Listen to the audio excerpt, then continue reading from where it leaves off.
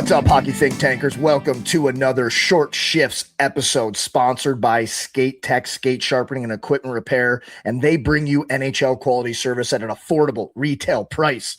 With over 23 years of sharpening equipment customizing experience, Skate Tech serves as your personal equipment manager, providing the highest quality skate sharpening, blade profiling, team uniforms, and equipment alterations available on the market today. Let Skate Tech help you take your on-ice performance to the next level with the edge the pros trust. Check them out at skatetechsharpening.com. This is where Toph says .com.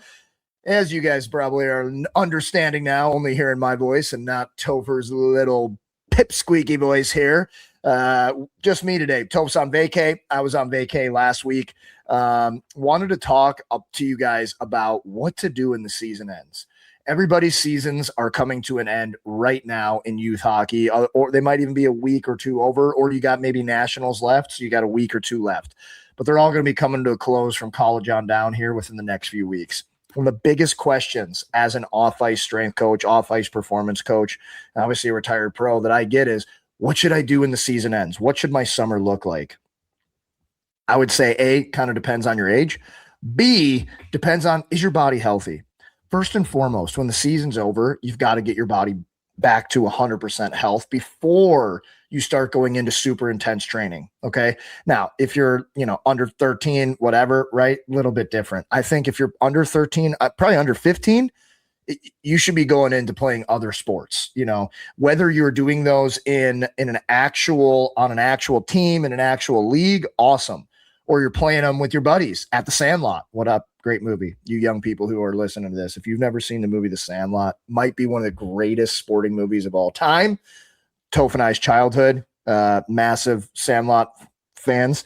They weren't playing in a league, right? Benny the Jet Rodriguez, Hambino, the great Hambino. They're not playing in a league, but they're getting better every day. Okay. They're working on athleticism. They're working on skills. So if you're young, 100%, I'd say it's about time to be playing another sport, baseball, volleyball, get into wrestling, jujitsu, grappling, like something that's physical like that, that's going to help you be a better hockey player.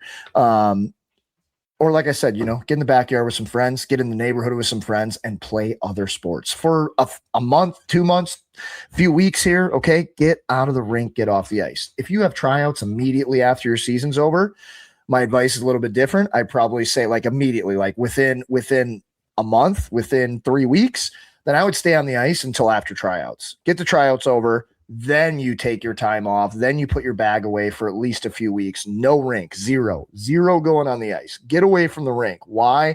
Number one, hockey, not a natural movement. Right? Skating is not the same as walking and running, which are natural human movements. Skating is not a natural movement. Okay. It's hard on the hips, all these things, especially with kids playing so many games and year-round hockey now. When the season's over and you don't have to play a real game again for 3, 4, 5 months, get off the ice in the beginning. Let your body heal. Also, parents, let your wallet heal. That's definitely going to help. Let your body heal. Let your mind heal. Okay. Hockey's stressful. Okay. Especially as you get older. Just like any sport, it's stressful. Just like life, it's stressful. But when you don't need to be putting yourself under that stressful load every single day, which you're doing in season, when the season ends, you want to get out of that. So get out of the rink. All right. It's going to make you so excited to get back into the rink in a month, in 2 months, in 6 weeks, whatever your time frame is that you take away from the ice here. It will make your player way more excited to go back to the rink soon. Okay. I literally promise you. Playing the other sports, going to work on other skills, getting into training, again, it kind of depends on when your tryouts are. When your season's over, if you have tryouts right away, I'd be more apt to still do like in-season workouts for a week or two. Then you go to your tryouts, you take a week or two off, then you get into the gym and you start your training. Okay. Training in the summer should be way different than training in season. My in-season training versus my off-season training, whether it's online or in person with me, they look nothing alike. Literally, they're two different sports. Okay. In season is not the sexy stuff. It's meat and potatoes. It's keeping your body healthy, keeping your body strong, working on mobility, prehab, stuff like that. Maybe a tiny bit of power. But most of your energy is geared on playing hockey. Now in the Off season, when tryouts are over and all that, it's a complete opposite. We want to get off the ice and we want to build our bodies back. We want to be super, super healthy and then start layering skills, strengths, all of these things that we need to be working on in the off season so that we're making gains with our body from a speed, power, strength, mobility, stability, prehab, coordination, athleticism, one of the biggest ones. Those are the gains that we want to really be pushing and going after and spending all of our energy on in the beginning of the off season, right? We build up slowly as the summer goes. You get more and more intense with your workouts. Middle of the summer is when they're probably going to be middle to like 60, 70% away through the summer is when they're going to be like the most intense. And then right as the season's about to start, those final, maybe 2 weeks, you should be ramping your skating up a ton. And you're still in the gym, but your gym work is going to peel back a little bit because now it's time to be a hockey player again, right? So you don't do a workout at 10 out of 10 intensity and then skating 10 out of 10 intensity as the season's about to start. You've got to pull back that workout to accommodate what you need to be doing on the ice. So the middle of the summer, the beginning, middle of summer, that's when we're really getting after it in the gym. So when you're younger guys, you're 13, 14 and below, the thing that I would be focusing on 100% athleticism. All right. Athleticism. You can play sports. You can make up games, dodgeball, go take, classes, get in leagues, just move your body. Ninja Warrior, unbelievable for young athletes. Jiu-jitsu, not even like competing in jiu-jitsu. Go to a practice every week. Sign up, go to a drop-in practice, learn about it, feel the pressure, get beat up. Getting beat up is going to make you better at hockey. I literally promise you, in a safe way. I'm not saying go get jumped by a gang in the streets downtown St. Louis or anything like that. But being humbled in jiu-jitsu or wrestling or something like that, physical, boxing, take a boxing class. Now, I don't want my guys sparring each other, but hitting the mitts, hitting a bag, things like that, yes, absolutely. Phenomenal workout, super fun. It gives young athletes confidence in themselves. When you have confidence off the ice, it helps you play better on the ice because of just your confidence, not even talking about, maximizing anything else, athleticism, strength, speed, power, anything like that. So I have a lot of young athletes do like boxing drills just because it gets them more confident.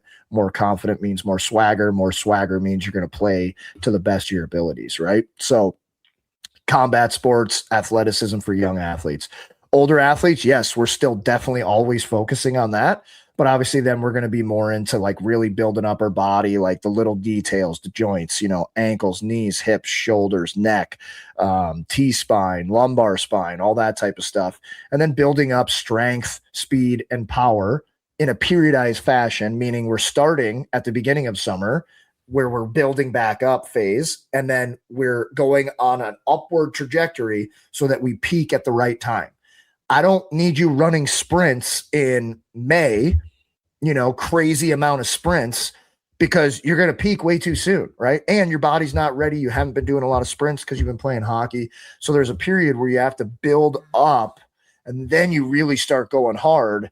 And then at the end, you taper off a little bit in a smart way so that you're able to peak on the ice when your season starts. And guys, I don't do this podcast to sell what I do. I am very good at what I do. There's a reason there's so many people that work with me all over the world. But I just dropped my online training program, 13 years old and below, at-home program. It's 20 weeks long, guys. It takes you from the first day when your season's over and you're getting back to working out all the way to your season starting and you peaking, like literally every single day. There's 3 workouts a week, Monday, Wednesday, Friday, and there's 3 skill, mobility, and coordination days, Tuesday, Thursday, Saturday. So all you need is a phone and internet, or a tablet and internet, or you can even do it, on your TV if you get the app on your TV, screen share, right? You don't have to drive your players to a gym. You don't have to drive them to a team workout, anything like that. That's why I built this. It is hilarious. It's almost free, like it's hilariously cheap. And if you're a team or organization and you want to buy it for your whole team, I make it really cheap cost per player. I've already had 15 teams sign up for the 13 and under at home program. I also have the in-gym program, which is for players 14 years and up. I have pros, NCAA D1, D3, USHL, midgets, everybody 14 and up using some variation of this program. And I made it available. And again, it's hilariously cheap. All right. You go to givemoretraining.com, guys. You can see all about it. All right. We have tons of info on both programs. If you have any questions, just reach out. But know this, players, if you want to be a serious hockey player, you have to be in serious shape. I'm not saying you got to live like a robot. I'm not saying you can't eat the foods you want to eat or you can never have a dessert this summer. Nothing like that. But you do got to outwork everybody. You do have to train smart, not just hard. You need to train smarter and harder than your competition if you really want to be the best you can be. All right. My online program will 100% help you do that. So if anybody has any questions, reach out to me or Toph, send emails, send me a DM on Instagram or Twitter, and I'll help you guys. But, there's a reason that already, I think 200 something people have bought this in the first 20 hours, 25 hours. It's been out. So I can help you guys, but no matter what you do, work your bags off this summer, put your hockey bag away for a few weeks or a month, get off the ice, get in the gym, be a kid, be around your friends, play other sports, have some fun, and get better this offseason. Let's go, baby.